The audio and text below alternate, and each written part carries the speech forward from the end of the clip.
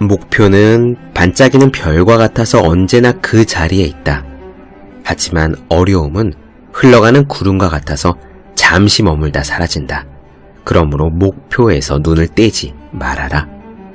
미국 심리학자 에이브러햄 머슬로의 말입니다.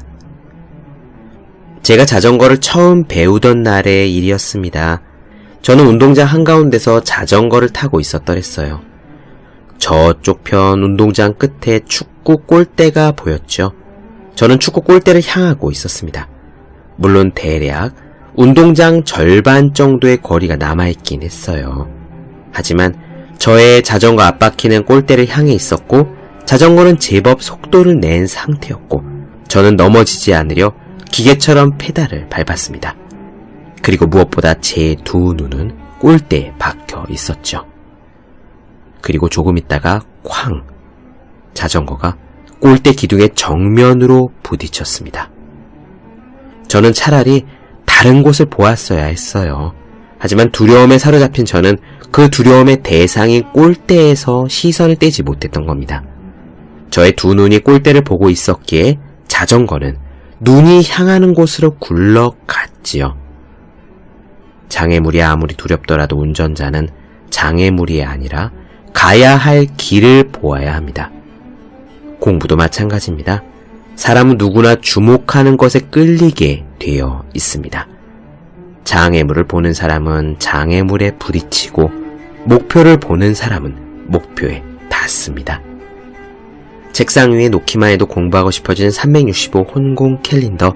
장애물을 보는 사람은 장애물로 향한다 의 한 대목으로 시작합니다.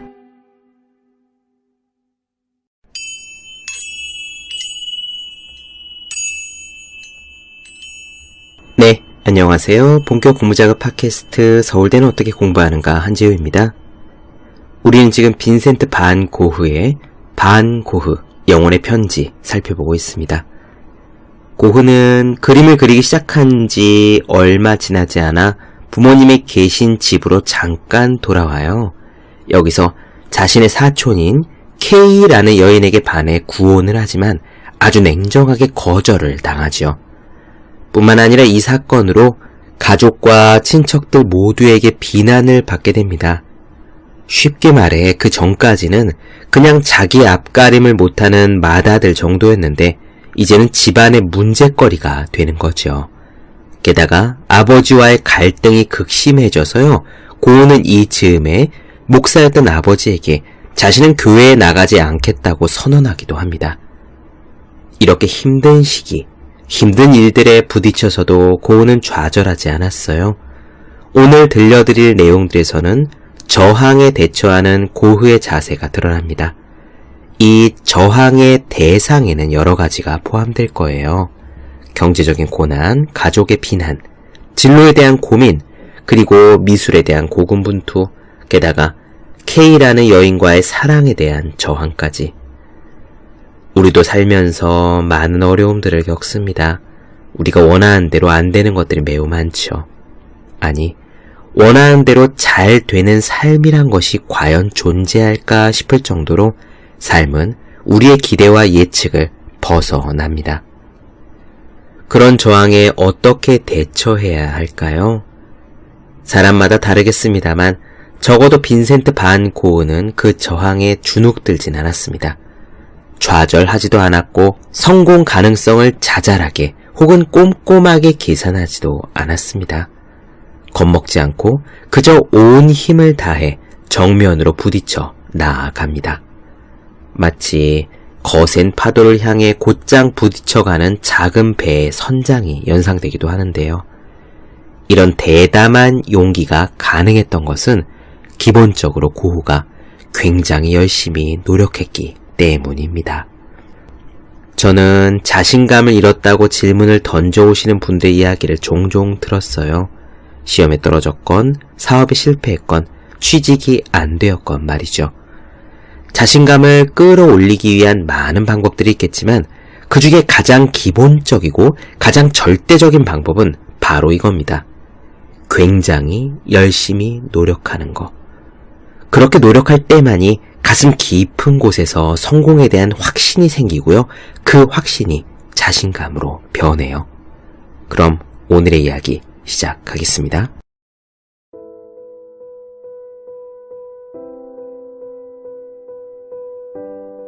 예술가는 초기에는 자연의 저항에 직면하기 마련이다. 그러나 그가 자연을 정말 진지하게 생각한다면 그런 대립으로 기가 꺾이기는커녕 자연을 자기 안으로 끌어들여야 할 것이다. 사실 자연과 정직한 대생 화가는 하나다. 자연은 손으로 움켜쥘 수 없는 것이지만 우리는 자연을 움켜쥐어야 하며 그것도 두 손으로 힘껏 붙잡아야 한다. 자연과 자주 씨름해온 나의 눈에는 자연이 유연하고 순종적인 것처럼 보인다. 물론 내가 그 정도 수준에 도달했다는 말은 아니다. 단지 지금 그 문제에 대해 나보다 더 많이 생각하고 있는 사람은 없다는 말이다. 요즘은 그림 그리는 일이 점점 쉬워진다. 이 자연과의 씨름은 셰익스피어가 말괄량이 길들이기라고 부른 것과 비슷하다.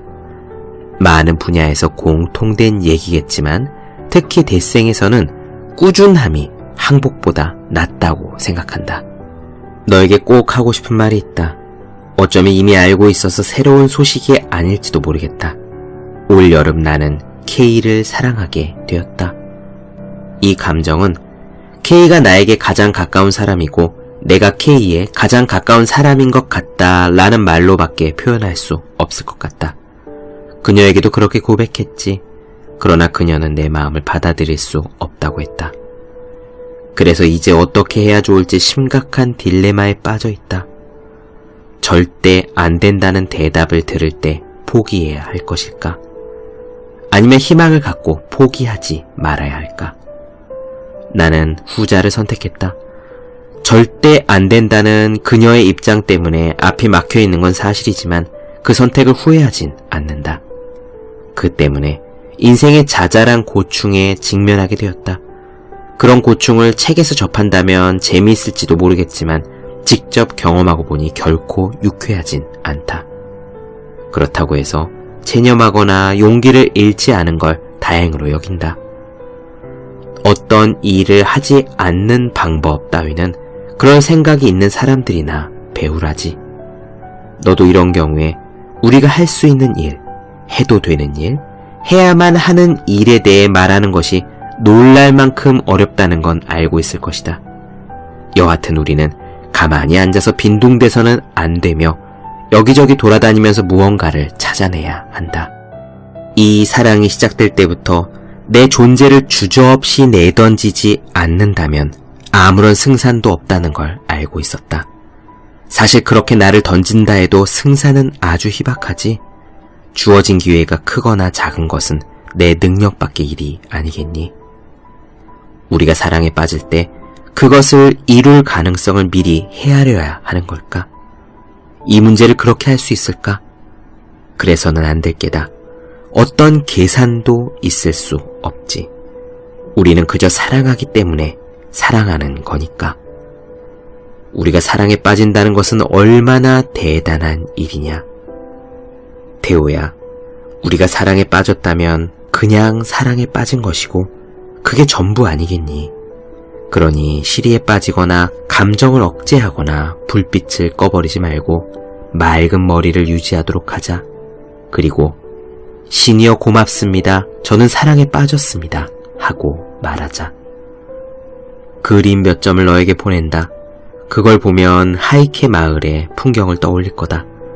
그런데 이제는 제발 솔직하게 말해다오. 왜 내 그림은 팔리지 않을까? 어떻게 해야 그림을 팔 수 있을까?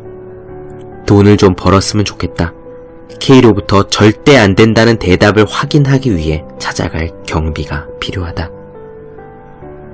크고 작은 어려움은 마치 수수께끼 같다. 힘들더라도 해답을 찾으려 노력할 만한 가치가 있다.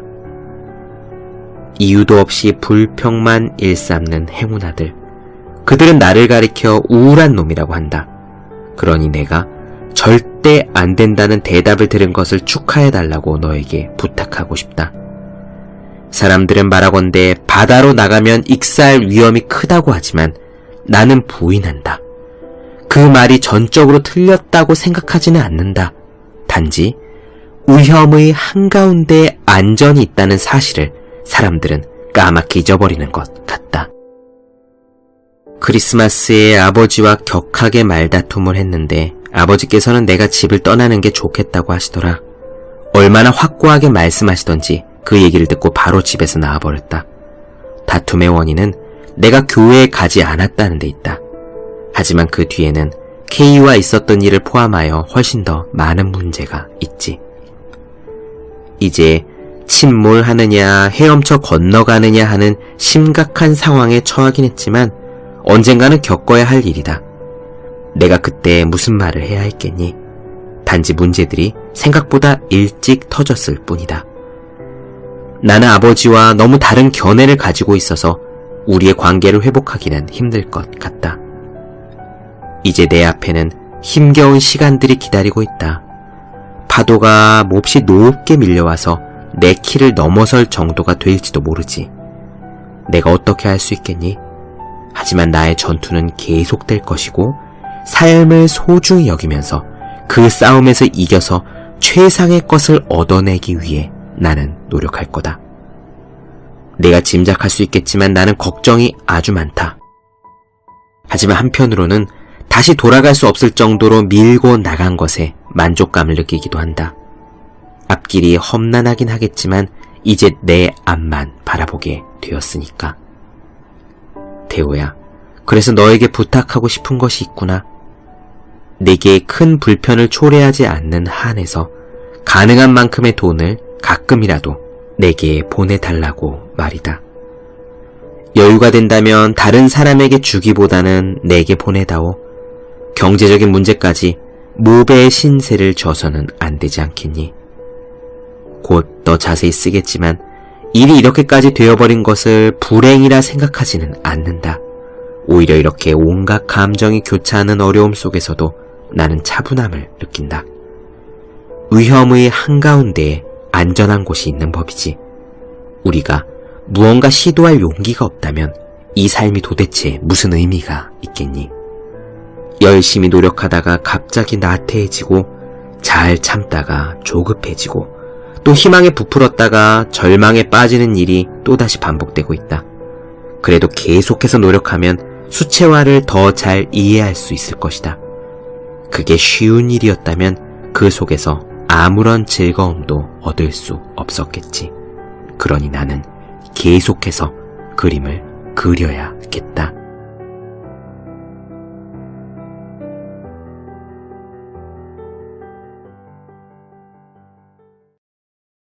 네, 본격 공부자극 팟캐스트 서울대는 어떻게 공부하는가 빈센트 반 고흐 영혼의 편지 나눠드렸습니다.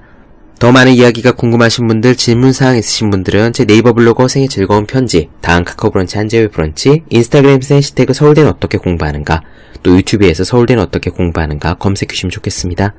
또 혼자 공부하는 사람들의 필수품 왜 이런 책이 지금까지 없었을까? 리디북스 전자책 분야 종합 1위를 하고 있습니다. 학생, 수험생, 취준생, 직장인 등 혼자서 공부하고 계시는 분들을 위해 마련한 혼자 하는 공부의 정석, 그리고 책상 위에 놓기만 해도 공부하고 싶어지는 1일 1 공부자극 캘린더, 365 홍콩 캘린더를 주위에 공부하시는 분들께 선물해 주시면 좋겠습니다. 오늘 여기까지 할게요. 전 다음 시간에 뵙겠습니다. 여러분 모두 열심히 공부하십시오. 저도 열심히 하겠습니다.